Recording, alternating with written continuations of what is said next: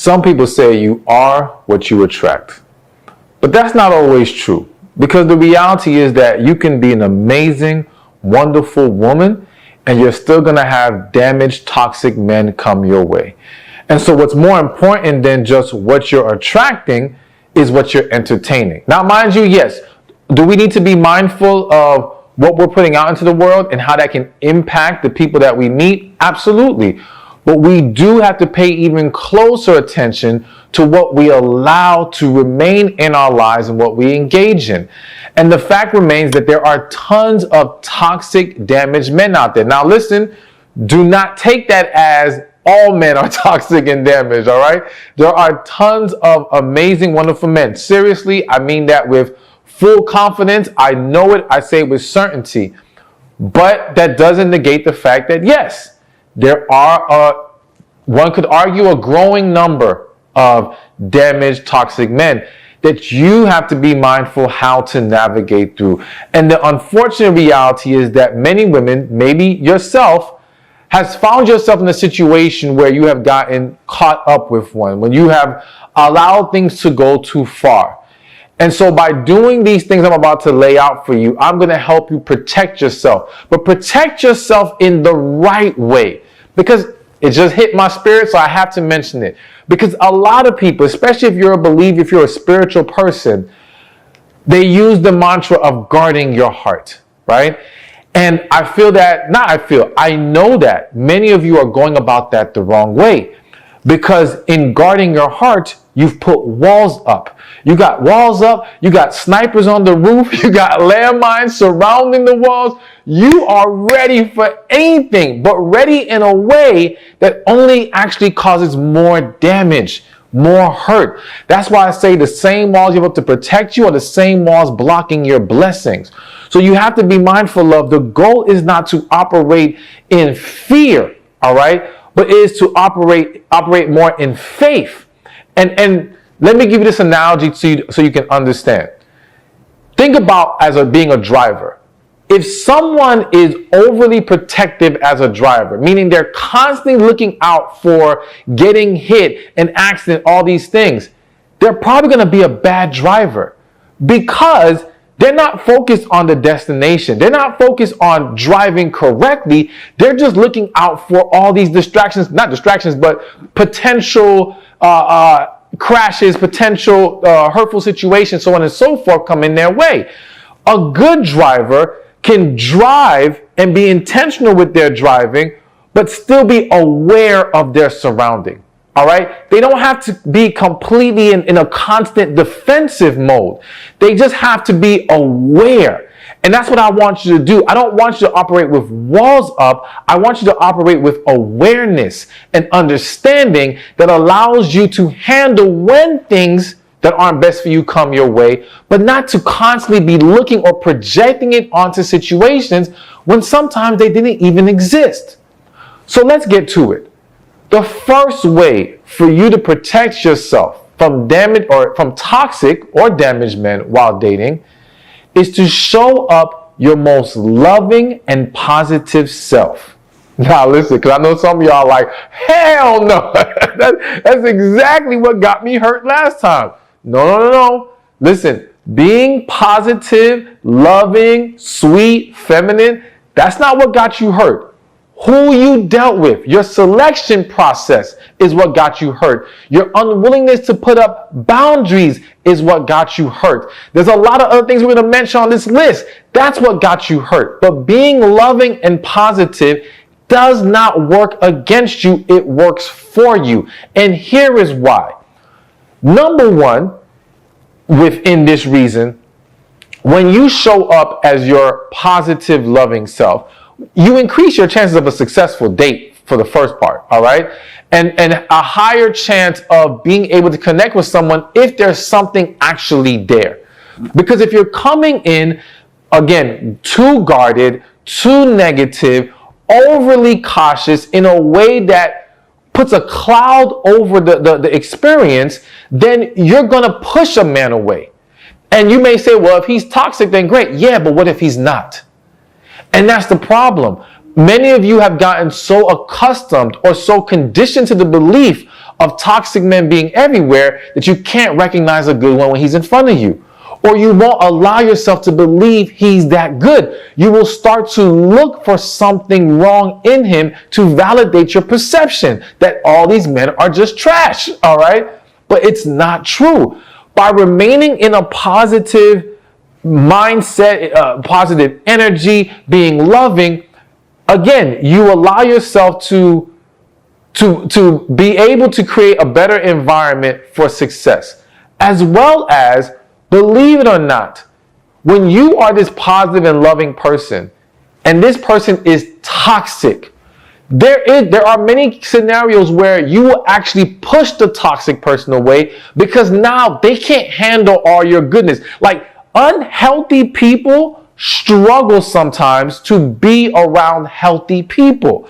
It is easier for them to go run to be around someone else who is toxic because it's more comfortable in that environment. It doesn't call them out. It doesn't put the spotlight on them and their issues. All right.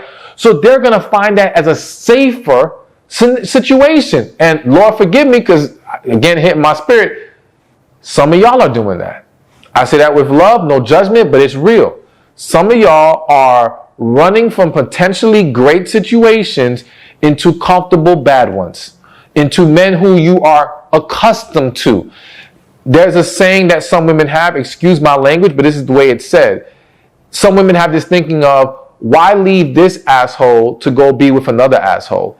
Let me just stay with the one I'm already with, that I already know. Okay? And again, that's a very unhealthy mindset. You've got to get to a place where you remove those negative things, but we'll get into that later. The point is, again, being positive and loving will help expose that man a lot quicker. It will allow you to have more enjoyable experiences, even in moments where maybe things aren't meant to go any further than this, all right? As well as it will allow you to see if this person can connect with your true self. Because listen, that negative, scared person, that's who you are right now. But my prayer is by the time you're done with this video and taking certain steps, you're going to make progress and get to that next level of being healthy and happy. And so when that true self comes out, and if you can bring that out now in your dating process, you get to see which man can honor that. Because that's the thing. He has to be able to honor your positive and loving self. He has to be able to respect your positive and loving self. He has to be able to appreciate your positive and loving self. So we have to show that immediately, because again, believe it or not, if you are coming across negative, guarded, things like that, and let's just say you are dating a toxic man, and more specifically, you're dating a man who only is trying to have fun, trying to have sex with you, that's it. Well, that's not going to drive him away. In a lot of cases, the toxic man who's not, or the man who's not serious about trying to have a relationship, is going to be less pushed away by your negativity because his goal is to sleep with you. And so to him, I don't have to tolerate this for too long. I just want to get what I want to get. The guy who's actually trying to have a serious relationship is going to put more weight on that, is going to more likely be pushed away from it. So it's important that you show up the right way to get the right results. And again, don't be afraid that he will take advantage of your sweetness. No, because you can be sweet, loving, positive, and still draw the line on what is acceptable and not acceptable in this relationship. All right, so we move on to number 2. And the second thing you can do to protect yourself from toxic men is not be afraid to ask for things. Now, listen, 'cause I already know some of y'all minds are going to different places, all right? So let me clarify. When I say not being afraid to ask for things, a lot of you have reached a point in life where you have gotten used to doing things for yourself, all right? And you are proudly an independent woman. But I always say to have a successful relationship, you need interdependence, all right? And it's very easy for a woman who has become so used to and conditioned to her independence to have a conflict with sliding into an interdependent role. Interdependent being that you are able to rely on each other, count on each other, do for each other, all right? Yes, you could handle it yourself, but you shouldn't have to. All right. If he's going to be the man that you can share your life with, that you can join together with, then he has to show that he's capable of stepping up in certain areas. He has to show a willingness to do for you. And now, yes, some of you may say, well, why should I have to ask? He should just offer. Granted, he should be offering and looking for ways to be helpful. But if you give off the vibe that I always got it taken care of, or you constantly reject his offers, because that's the thing. As a woman who has gotten used to doing it herself, you may not have even realized how much you turn down his offers. All right? This is a very small example, but it shows you the mindset that happens here. Let's say carrying groceries. Let's say you guys are hanging out, and every time you go grocery shopping, you carry your own groceries, and he asks you, yo, let me carry that for you. And you always say, I got it. I got it. I can take care of it. I'm good. There will come a point where he will stop asking. Not because he's unwilling to do it, but you have repeatedly told him, I got this. I don't need you to do this. All right? And so now a man's not going to keep trying to push the issue. He's just going to let it go. And this happens at a greater level in so many ways. I was just speaking to a close friend at the gym, and we talked about a friend of his who's been going through some depression, a woman. And one of the issues that she expressed to him was feeling like nobody has her back, nobody checks on her.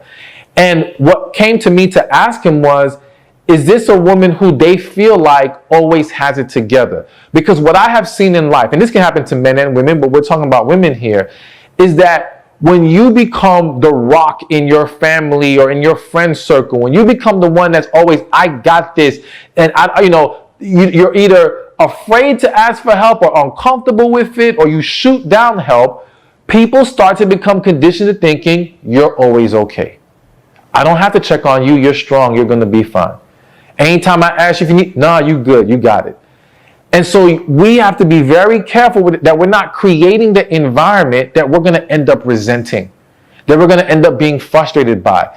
And so now in romantic relationships, this happens all the time, where the woman starts off not wanting to ask, constantly declining, getting with the man, maybe even getting married, and now you're in an environment where he does not do for you like that, where he does not take initiative. So we've got to establish early that, no, that's not the way this goes. So yes, it doesn't mean you have to ask him for money, okay? It doesn't mean you have to ask him for crazy things that may make the situation uncomfortable. But it could be very simple things like, can you grab that for me? Can you carry this for me? And again, just to initially show that you're willing to accept his help. Now, if you do find yourself always having to ask and he never offers, we got a whole different problem right there. But I want you to get comfortable that when you genuinely need some help, ask. When you need him to pour into you, and it's not even just help or favors. If you need more from him as far as his efforts, you should be willing to ask. If, for example, you need to hear from him more often, you should not be afraid to ask him to reach out to you more, or to establish that this is a requirement for you, this is a need. Because again, he may not understand what you're looking to have poured into you. And by you being more transparent, this is going to be good for you to become comfortable in expressing your needs. And it's going to be good for him, if he's serious, to be able to pour into him. So now by doing this, you expose the toxic man, because when you ask and all he has is complaints and excuses, we got a problem. If he's going to make it this big old issue, we got a problem. If he's never actually doing what he says he will do, we got a problem. Do you see where we're going here? Because the toxic man is trying to do less for more. He is trying to minimize as much effort as possible to get as much as he can from you. So therefore, he will not take kindly to your request of any kind. But the guy who's serious would. So you will have an easier time seeing, can this man be what I need? And let me say this before we move on to the next point. It's not just about what you need today. It's about what you're going to need going forward. All right? So a lot of women say, but I'm fine. I am actually okay doing it myself right now. Cool. But are you going to be okay doing it yourself for the next 2 years, 4 years, 5 years, however many years? If you know that's not the type of relationship you want in the long term, you have to establish that early, because how you start can be how you will finish. And if you start off by making him think he does not have to do for you, then you're going to find yourself in a relationship where he's not doing a damn thing for you. All right, so, man, I like this video. This is some good stuff. I got to say so myself. But let's keep this going, okay? So the next one on this list of ways to protect yourself from toxic men while dating is waiting to have sex, all right? We got to talk about it because it's real. And listen, I always want to acknowledge that I know for many people, the idea is, well, for many believers, the belief is, okay, we should wait till marriage. That should be understood and established. And I'm not disagreeing that that is the best approach to take overall. However, I acknowledge the fact that many will struggle to wait that long. I'm no different. I have struggled in my life. So I have to discuss this within the context of those who may not wait that long, but why you still should wait for at least a certain period of time. Now, what that period of time is, I'm not here to put an exact time frame on it. I'm not going to say 90 days, 120 days, or whatever. But what I will say is, you have to wait long enough for you to be able to say with some level of confidence, I know what I'm getting myself into. That's part one. There's a couple other parts of this. But part one is, I know what I'm getting myself into. So let's give an example. If you have established, you need to establish with this man, where's he even trying to go with this? The last thing you should be doing is having sex with the guy before you even know if he wants a relationship or not, while you know you do. Now, if you want to be casual, that's one thing. All right, that's your choice as a grown woman. But if you know you're looking for something serious, then doing that before you know where his head is at is a huge mistake. And it's a setup for disaster for so many women and so much disappointment. So we have to know, okay, where are you trying to go? What are we doing here? Part two of it is, what kind of guy is he? Now, listen, I understand that we may not always know all the answers about this person, and we may, there's always things to learn sometimes about people, because people aren't always as transparent as they need to be. But you have to have some bit of a foundation of, I have at least a decent idea of what kind of character, what type of individual this is. Now, granted, we can argue that, especially if he's a toxic man, that he can play a role, that he could try to make you think he's this kind of guy. But here's the thing. The majority of toxic, unhealthy men are not going to play the perfect role for months on end just so they can sleep with you, especially in today's world. What did I say in the last point? The toxic man wants to do less for more. He's not going to put his best foot forward. And when I say best foot forward, understand this. He may remain in your life in some capacity. Talk to you here and there. Maybe you link up for dates here and there. But he's not going to be consistent with his actions, on point, pouring into you all these things just to wait to have sex with you. That's not what's happening. All right. In the majority. Are there exceptions to the rule? Of course. There's always exceptions. But the majority of cases are not like that. So by waiting, you will weed out most of the men who are just there trying to play games and not be serious with you. Men who will wreak havoc in your life. All right. So by waiting, you give yourself time to expose how serious is he. But also, here's the other, and I argue this might be one of the biggest, outside of spiritual reasons, biggest reasons a woman should wait, and people should wait, is because sex can cloud your judgment. And the reality is that once you start to have sex with this man, unless it's bad sex, then that might help set you free. Right? That might make it easier for you, right? But here's the crazy thing that I think a lot of women may not understand, because a lot of women aren't being forthcoming about it. Plenty of women have become attached to men even with subpar sex. All right? Because it wasn't the quality of the sex that kept them there. It was the giving of themselves. It was the hope for more. It was the fear of being alone. It was the things that are attached to it, not actually the quality. So if a woman can get caught up and blinded by simply having it with a man, then you better believe if it's good, it's going to be a problem for most, okay? Let's just be real. It's going to be a problem. So now you have sex with this man too soon. You didn't know what kind of dude he was. You didn't know what he wanted, where he wanted to take this relationship, this situation. And now you're attached. And now those red flags start to look a little yellow because you're trying to look past it. You're trying to rationalize because you want to hang on to this great intimacy that he may be providing.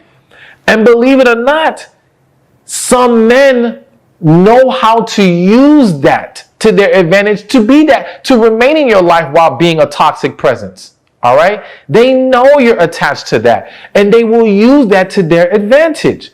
So you got to be careful for your sake and give yourself the opportunity to think clearly and see things for what they are. So by waiting, you help to at least minimize. It doesn't guarantee anything 100%, but it increases your chances of success and not getting caught up with a toxic or damaged man.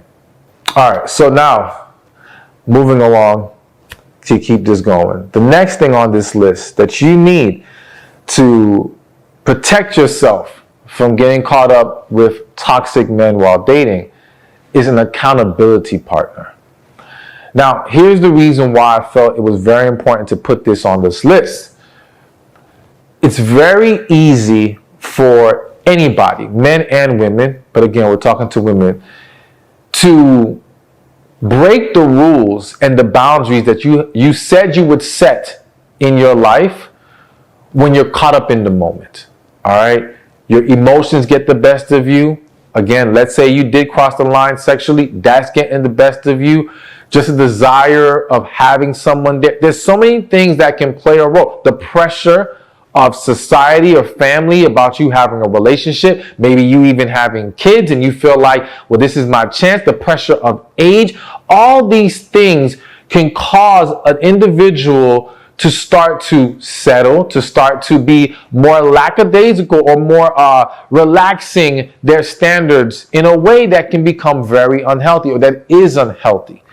And so by having an accountability partner, by knowing that someone is watching, it at least increases your chances of staying on the right track. Now, I understand not everyone has someone they can talk to. I'm going to have a solution for that at the end of this point. But for those of you who have, whether it be a good friend, your mother, your sister, whoever, someone that you can talk to and you can tell them, listen, check me on this.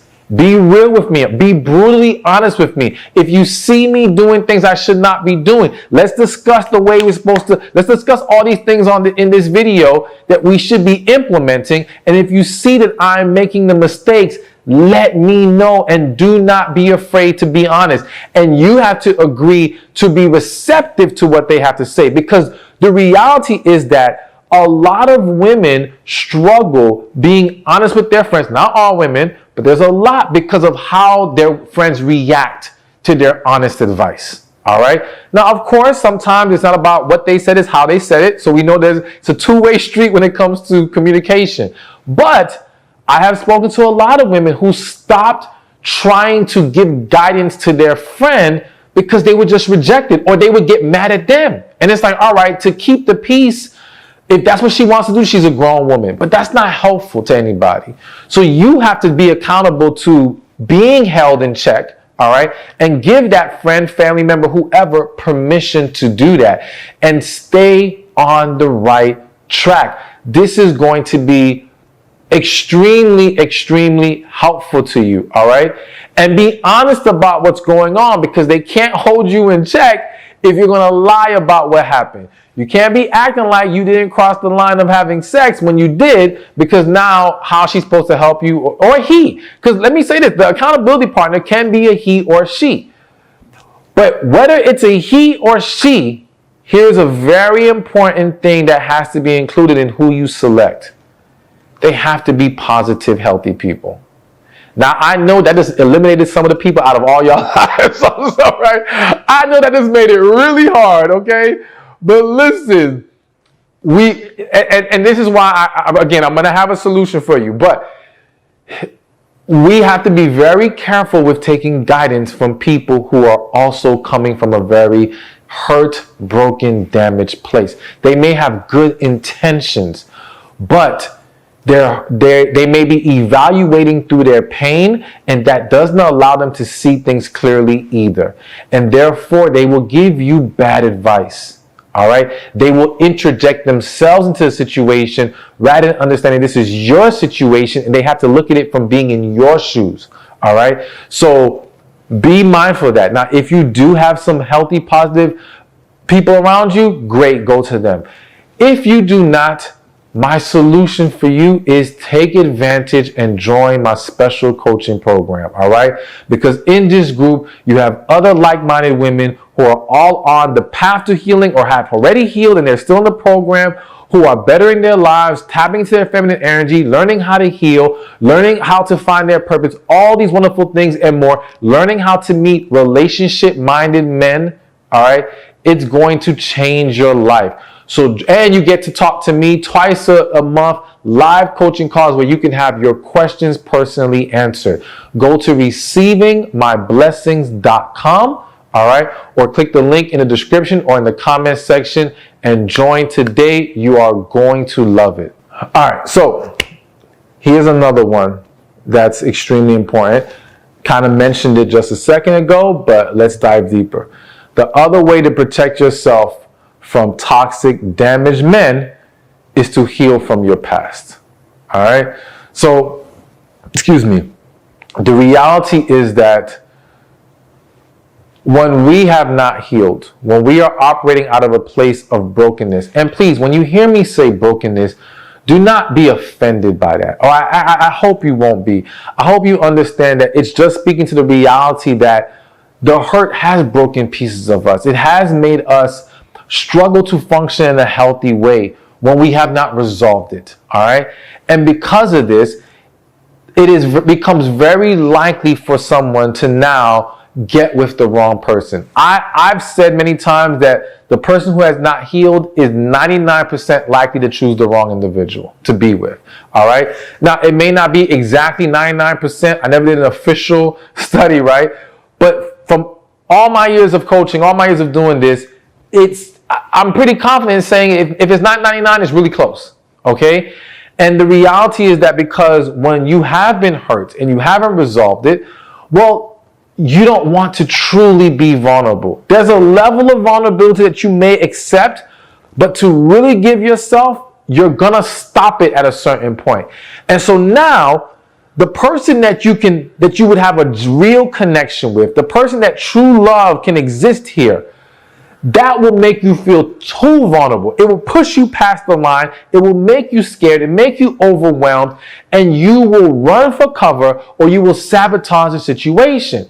So instead, you will end up entertaining the person who is good enough to be with, but doesn't take you all the way there because it feels emotionally safer. So now this is the perfect opportunity for toxic, damaged men to come into your life. It goes back to what I said earlier, how when we are operating out of brokenness and we have not resolved it, that it becomes more comfortable to be around other damaged, broken people. And to be around a healthy person feels like it's too difficult. You may feel inadequate, be intimidated. Now, what I hear, the voices I'm hearing in my head from people watching this is, well, everyone is broken. Everyone has issues. No one's really fully whole out here.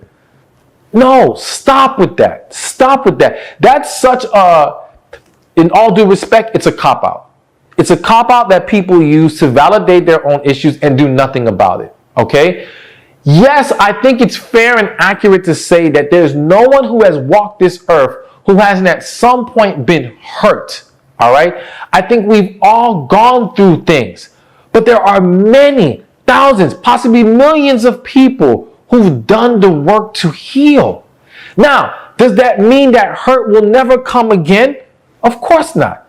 Does that mean they may not have to go through a process of healing again? That they won't have to do it again? Of course not. It may come back around at some point, but as they stand right now, they have healed, and at the very least, healed to the point that those past experiences, hurts, and disappointments are not negatively impacting their present. Now, what I have to say is some of you may think it's not negatively impacting right now. Some of you may think, like I remember real quick, many years ago, to make a long story short, I had a woman who emailed me, and she had a boyfriend, the family didn't like him, and they were going through all these issues, and she didn't know what to do. And something in my spirit was like, there's something you're not telling me. Like you're asking me advice about this scenario, but there's something deeper that you're not being honest about. So and this is all through email. And I told her that. I said, I feel something in my spirit is telling me there's something you're not telling me. What is it? What happened to you? And she said her father molested her.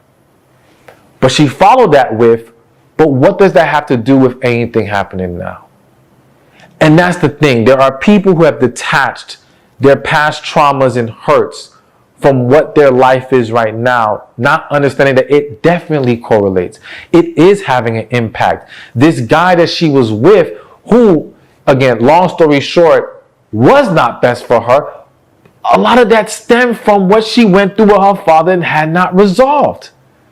So we have to be mindful of not thinking that, oh, it's not playing any role here. If you haven't resolved it, it's playing some kind of a role. You have to be able to say, I addressed this, I faced this, I resolved this, I released this from my system. Then we can say, okay, cool, you're fine. Other than that, you got to do the work. So bottom line is, you want to avoid toxic men, you've got to heal. Because going back to my original statement when I opened this video up, though you can be a great woman and still have toxic damaged men come your way, if you are a woman holding on to past damage and hurt, yes, you will increase the chances of attracting more or constantly attracting nothing but toxic men. And even when the healthy man tries to come your way, it won't work because you're not at a place to receive that man. All right, so to be honest with you, I had a longer list, but I wanted to let things flow, and I went longer with some of these points, and I thought it just, it is what it is. So I'm going to make a part 2 to this video in the future, but I'm going to give you one more bonus one, all right? And like I said, there's many more things to discuss. We'll leave that for the other video. But here's the bonus thing you can do to avoid toxic men while dating. Don't give him any damn money. Do not give this man money. Now, here's why we got to talk about this, and I had to put this on here. One, let me start with the fact that in today's world, the rise of scammers is through the roof, all right? And I have endless stories of women meeting men who are asking them for money. Men who don't live in this country, sometimes men who do live in the country, sometimes men who live down your block, all right? It doesn't matter where they are, but these men are getting bolder and bolder with asking women for money. And here's the thing. Let me be real with y'all. I'm not a fan of, a man asking a woman for money. I'm not a fan of a woman giving him money, even in a relationship. However, I'm willing to make some level of an exception for that. If you have done your due diligence, you guys are committed to each other, you have evaluated, at least to the best of your ability, that he has good character and is reliable enough. If you want to give or loan whatever him some money, that's up to you. But if you're going to do it, do not give more than you're afraid to lose. Do not give more than it would cause you to become more attached. Because here is one of the problems. There's a lot of women who got, I hate using the word stuck, but who have struggled to walk away from a toxic, unhealthy man because you don't put too much money in the game. Women already have a hard time walking away from their investment in general, emotionally or whatever. But let's just say one story that comes to mind. You gave this joker $5,000. Some of y'all just gasped. Like, did she really just give $5,000? Yes, all right? $5,000. And it wasn't $5,000 that you could just throw away $5,000. No, it was $5,000 that it's going to hurt you if you don't get it back. And so now, this same woman I'm thinking about, she did not want to completely end the relationship because she was afraid she was going to never get back her $5,000. So she kept holding on, trying to push things along, hoping she can squeeze the money out of him little by little so she can get her $5,000. Well, lo and behold, she never got her $5,000. And eventually she had to, it all blew up. I don't even think it was her who left initially. It was him who broke up with her. And it's just a whole other story. The point is, it can cause a lot of problems. If you only give what you can walk away from, if you're going to give it. But the other reason why I had to add this on the list is because bottom line is, it's just I'm not saying it's impossible for a genuine guy who loves you to be in a situation where he may ask for money. And again, I think the guy who genuinely loves you, if he does ask, it would more than likely be after you guys are in a committed relationship and probably after he's already poured into you in that way as well. All right? But there are exceptions to every rule. But the point is, the guy who's comfortable to ask while you're just dating is more than likely trying to use you.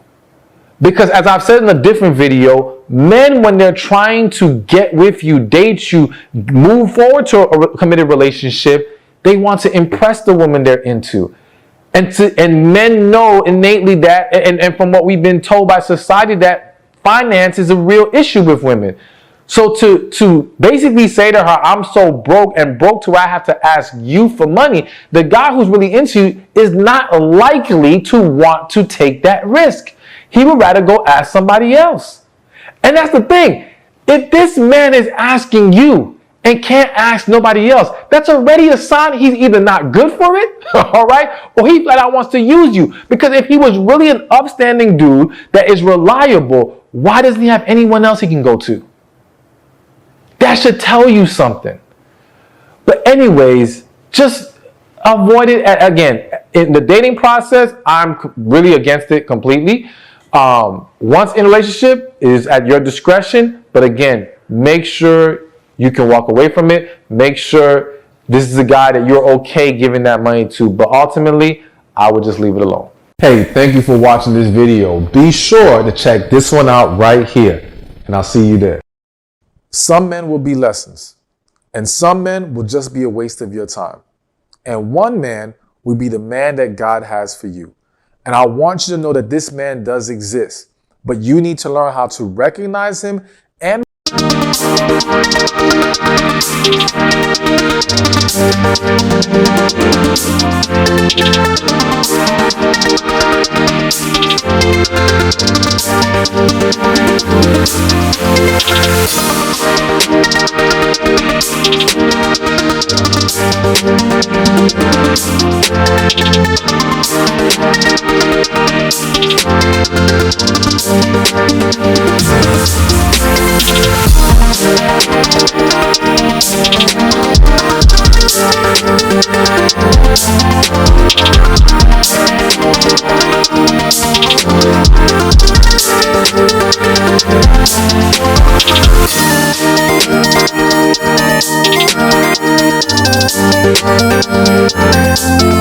Thank you.